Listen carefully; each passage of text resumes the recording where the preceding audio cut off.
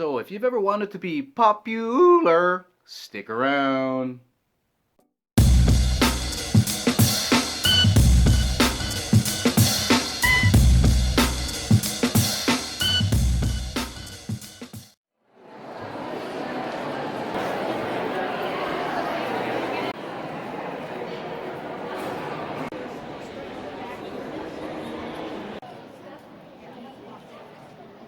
Alright guys, so we're going to have a closer look at Wicked. Now there's plays that I will recommend that you should see and plays that maybe you want to avoid. For the most part, I love them all, but this is one of those main Titanic plays that if Wicked is coming through your neighborhood, you have to 100% go all in. Even if you're in the back row and you run out of tickets, it's worth waiting in line to get lottery tickets. You have to see Wicked.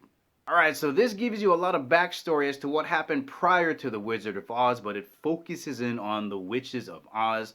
So you got the Good Witch of the North and the Wicked Witch of the West. I didn't even know they had names, but Glinda, and Elphaba. Elphaba is the Wicked Witch of the West. So this focuses in on their relationship in boarding school. They ended up to be roommates. So you got the super popular, pretty, and witty Glinda, and you have Elphaba, who's green, and nobody really likes her.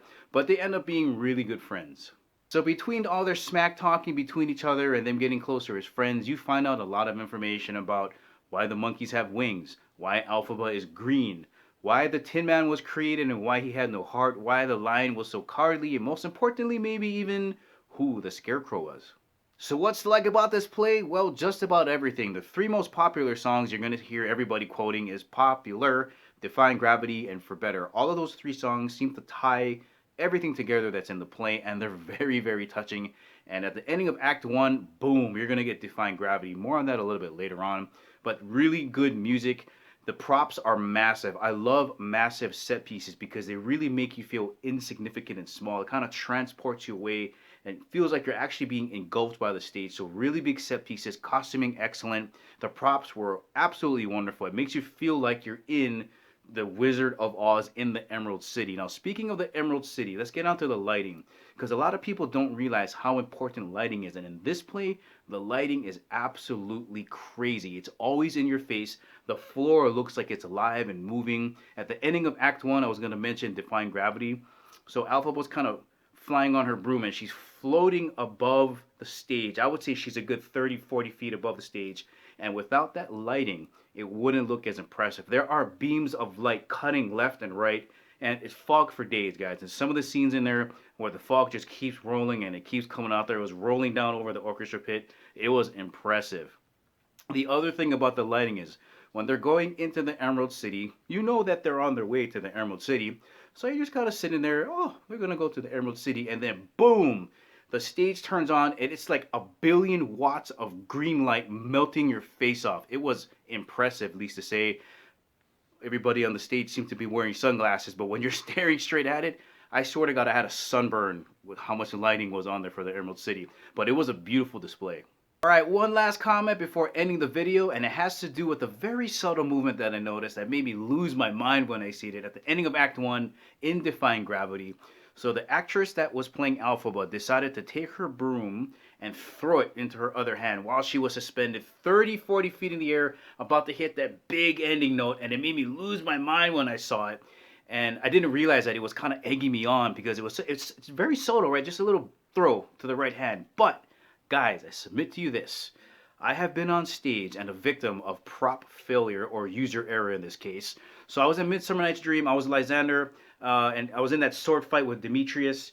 And out of all the times we practiced this sword fight, this never happened. But at the very ending, he's got me on the ground. He's got me pinned, and I'm trying to hold him off. And I'm trying to get up off the ground. And for some reason, this one time, my grip loosened. The actor that was on me, my friend Desi, just pushed down like natural. And my grip opened, the sword literally hit me on top of the head and then rolled over into the audience. Now that was a comedy. Midsummer Night's Dream is a comedy, and it was funny. It was a funny thing. But think about that. We're on the ground sword fighting. She is like 30, 40 feet up in the air, racing toward the finish line, ending of Act 1 to one of the biggest notes at the ending of Act 1s in play history. If just like she shorted it or the broom kind of flipped over too much, it could have been disastrous, not only for the ending of Act 1, but possibly for the entire play. But she totally pulled it off. She held that F. She threw the broomstick in the other end. People were going crazy, and it was a fantastic ending to Act 1. Now, in the back of my brain, I started thinking, what other plays have a punch like that to the ending of Act 1? And I remember that at the ending of Rent, Maureen, who was played by Idina Menzel, rides a motorcycle on stage and makes her grand entrance.